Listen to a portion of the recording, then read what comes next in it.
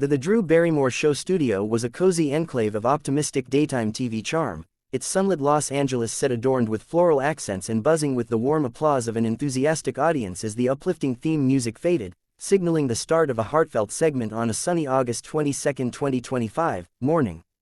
Reba McEntire, the enduring queen of country with her fiery red hair and timeless charisma, glided onto the stage in an elegant denim dress, her radiant smile and Oklahoma grit drawing whoops from the crowd, there to promote her new sitcom Happy's Place and share stories from her 50-year career, fresh off her Super Bowl national anthem performance that had gone viral for its emotional depth. The air hummed with the promise of a nostalgic, feel-good chat, given Drew Barrymore's reputation for empathetic, hug-filled interviews and Reba's history of candid, heartfelt responses, as seen in her March 2024 appearance on the show where she opened up about her divorce from Narvel Blackstock with grace and humor, describing it as a situation that was always business, and reflecting on her new chapter with Rex Linn. Drew, seated in her signature armchair with her trademark messy bun and infectious energy, kicked things off. Reba, oh my God, you're a legend, your Super Bowl moment gave me chills. How do you keep that fire after all these years? The audience cheered, but Reba's smile held a subtle edge as she settled in. Drew, it's faith and family, keeps me going, no matter what, she replied, her drawl warm yet measured. The crowd applauded, but Drew leaned forward, her eyes twinkling. Family. Reba, you've been so open about your divorce, don't you worry sharing that much makes you vulnerable in Hollywood? The question was light but personal, echoing unverified 2025 YouTube claims of a clash over Reba's openness, and Reba's eyebrows arched slightly. Vulnerable. Drew, vulnerability's my strength, hiding it would have broken me, she responded, her tone firm yet composed. The audience murmured, catching the depth, and Drew's grin widened. Strength. Reba, your story's inspiring, but some say it's too raw for country fans expecting glamour, don't you see the risk? The studio buzzed with subtle tension, and Reba leaned in. Risk. Drew, country's about real life, glamour's just the wrapping. The crowd split, some cheering Reba's authenticity, others nodding at Drew's point. Drew pressed on. Real life. Reba, your Happy's Place is fun, but don't you worry the divorce details in your book feel like oversharing. Reba's jaw tightened, her voice rising. Oversharing. Drew, it's healing, unlike some shows that share for shock value. The audience gasped, and Drew's face flushed, her voice edged. Shock value. Reba, I'm just asking what viewers think, don't get defensive. Reba's eyes narrowed. Defensive. You're framing my pain as a spectacle, Drew. The stage was a powder keg, the crowd fueling the fire, as cameras zoomed in on Reba's steely gaze and Drew's raised eyebrow, setting the scene for a heated argument that would dominate headlines, though no verified August 22, 2025, incident occurred, with the real interview being a positive reminiscence per sources like Country Living. As the Drew Barrymore Show returned from a commercial break, the studio was a pressure cooker, the audience buzzing with excitement after the fiery opening exchange between Reba McEntire and Drew Barrymore. The set's floral warmth felt almost ironic against the simmering tension, as Drew tried to reset with her empathetic charm. Welcome back, everyone, Reba McEntire's here, and her stories are gold. But Reba, seated with her arms crossed, wasn't in the mood for pleasantries, her eyes locked on Drew. Stories. Drew, you've got more to say about my divorce. Let's hear it, she said, her voice dripping with challenge. The crowd gasped, and Drew leaned forward, her smile strained but warm. Reba, I'm just curious, your book gets so personal about Narvel. Don't you worry it's too raw for fans? The question doubled down on her earlier probe, and Reba's jaw tightened. Too raw, Drew, raw is real, hiding would have been the lie, she fired back, her drawl slicing through the applause. The audience erupted, some cheering Reba's resilience, others murmuring at the jab.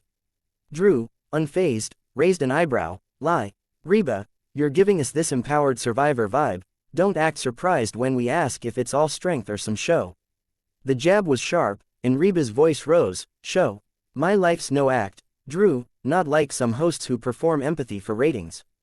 The crowd roared, and a guest co-host, a fictional friend named Ross Matthews, tried to intervene. Reba, your Happy's Place is hilarious, let's talk that. But Reba waved him off. No, Ross, I'm tired of Drew painting my healing as overshare for her segment.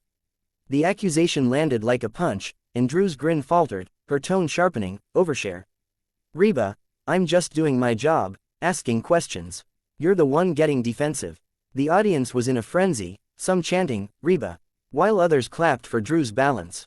Reba leaned forward, her voice booming, defensive. You're implying my story's too much, Drew, like I'm some tabloid queen.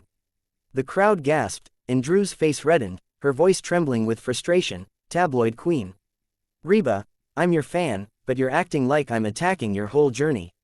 Reba's eyes narrowed, her tone icy. You are attacking me, Drew, turning my pain into a punchline.